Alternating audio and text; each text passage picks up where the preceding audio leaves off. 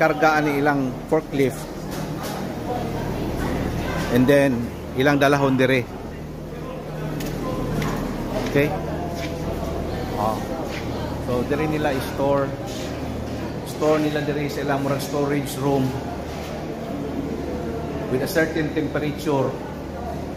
Kaya para paturokon ang katong seed sa seedling tray.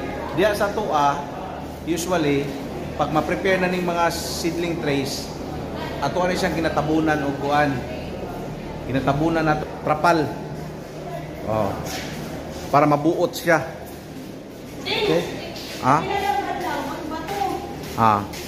So i-incubate siya. For incubation, ana na siya. Sa tuwa kinatabunan lang trapal diri sa ilaha naa sila room for incubation. As you can see,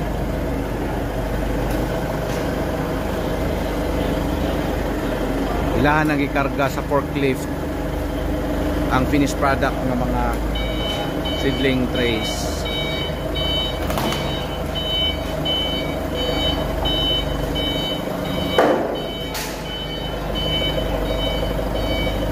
Siguro approximately mga 350 to 400 seedling trays ang karga sa forklift.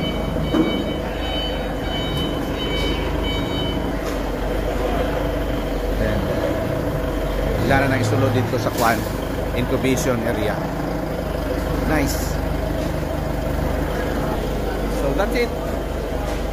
Diri na sa ilahang facility, sa ilahang seedbed and seedling tray preparation. Bye.